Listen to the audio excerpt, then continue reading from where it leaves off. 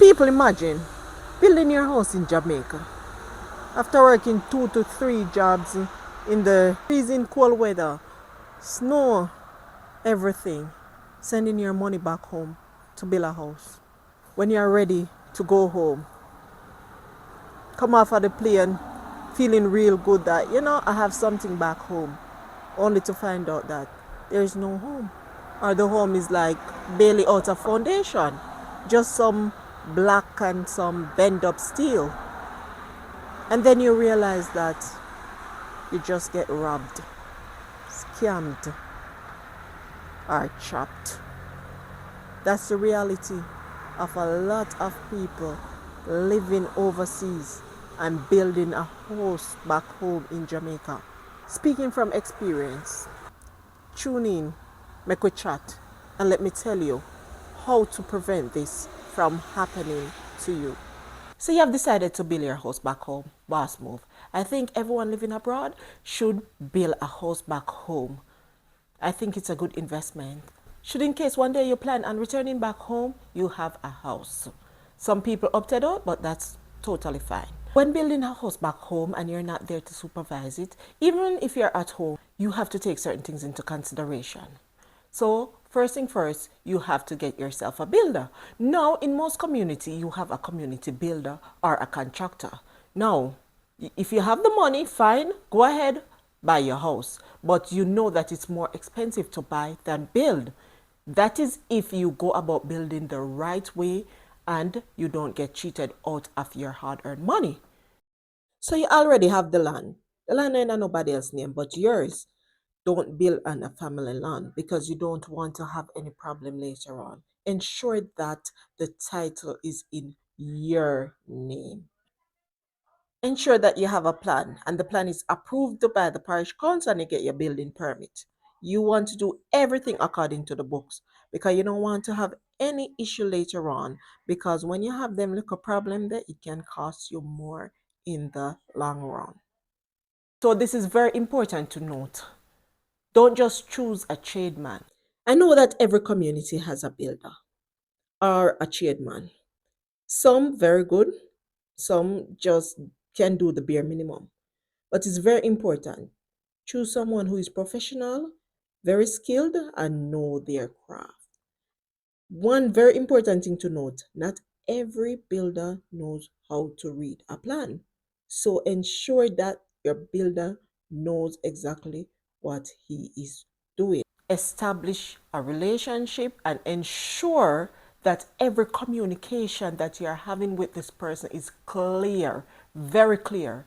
Don't work with hearsay or word of mouth. If it's possible, do a contract. Ensure that they give a quotation. This is very, very much important. I made that mistake just the other day because the builder said that, you know what, I can do this for you for $1,000,000. And I didn't ask him what was included. Luckily, I know that to do all of that for $1,000,000 is not much, so I had to go deeper into it. And then he explained to me that no, when a builder is building or when a contractor is building your house, they said that, for instance, I can build you a one room. Sometimes tiling is not included, fixture is not included, painting is not included, and the list can go on and on. So make sure that they give you a quotation and they outline what is included in the building process or what is included in the workmanship. Don't send any money in lump sum. Do not.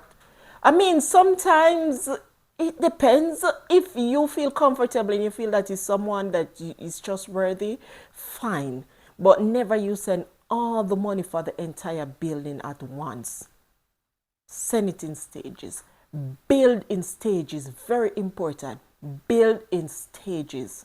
So for instance now, you're going to start the building.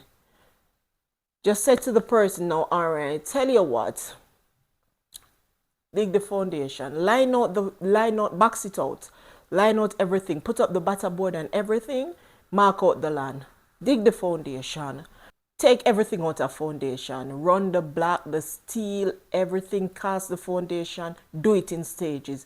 And after him cast the foundation, block it up, everything, You said, all right, that level the pass, everything. Of course, you have to send the builder the money to commission the task, because I mean, it's not a charity work, and the trust has to be mutual. It has to be both ways. So you have to pay him to commission the job. He has workman to pay. And after that task is done, then you go ahead and pay for the next stage of the building. So at that point, even if he decided that, listen, I'm gone with the money, you might get robbed by a 500,000 depending on the cost. But you know that it's not a lump sum like 3 million, 5 million Jamaican dollars, etc., etc., 10 million, so on. You have to establish a relationship with a hardware store. It doesn't matter where in the world you are. You have access to a phone, you have access to social media. Most business places are doing their thing online now, right? So all you do, pick up your phone, call the number, ask them how much for 400 blocks, how much for a ton of steel. You can do business directly with the hardware. You don't have to send the money for the builder or the contractor to purchase the material. You can purchase the material from where you are in your living room, in America, Canada, England, wherever you are. You can purchase that material directly from the hardware and let the hardware deliver it to the building site. The hardware money, now go scam, because you're dealing with the hardware directly. Also, it is very good to have a second person besides the builder or the contractor who can govern or supervise the building process. Basically, someone who knows what is being done, or even if they are not fully aware, they have a little bit of understanding or common sense, who knows that, listen, this process is complete, and they can also send you pictures, videos, and they can also video call you, even the contractor. This is a modern time, day and age now. Everyone has camera phone. So even the contractor, they can take pictures, video, and send to you. So ensure that is done every step of the way. You have that trusted person who is independent of the contractor, who will go, check up on whatever he's doing and report back to you. And of course, you don't want to have someone who is doing it for free, because it doesn't mean that it will be done properly. Pay them money, pay them a thing just to check up. You can send them $100 or so just to check up. If you can take a trip down whenever you can do it now and then, annually or so, just to check in, or it depends. Some people can't, and that is fine too. But with all these steps put into place, you will definitely be ahead of the game. Cut out the good friend thing and family member. Danger, danger, danger zone. Sometimes having a family member or a good friend doing stuff for you, it feels like, familiarity. They know you, or you owe them a favor, or you know what? We are family, we are friends. You can't be hard on me. Anything goes. It's not the best thing. So it's best for them to feel some type of way that you did not use them to build, or you did not put them on the project, rather than you and them have a bitter fallout. Maybe you have to involve the law in it, courthouse or anything such as that, and then you're gonna hear a lot of rumors and how you're unfair and how we should have got it so, and how you didn't pay them and how you cheat them out of their money. Horse dead and cow fat. So to avoid all of that, cut out the good friend and family member thing. They might be doing it cheaper for a little less money, but in the long run, it might cost you more. In the long run, it might cost you more. Sometimes when a person gives you a price, rather than barling down the price, ask them, what will I get for this cost? Perfect example, my builder told me a story about him building a wall for someone. The wall has fallen down and he's fixing it. Say for instance, he quote the lady 1.5 million. Another builder quote her $1 million because he wanted the job, him hungry for it. But then she wanted to give the cheaper builder the job. because it's more reasonable, it's more affordable for her. But then he asks my builder, how comes your price so dear? And he explained what he will be doing. Now my builder said, ask the other guy, how will he be doing the project? And he asked the guy, tell me, how will you go about doing this project? The guy didn't have a full plan. He didn't even have a list of material. He's estimating that he will need 50 bags of cement. He wasn't even sure of how much he would need.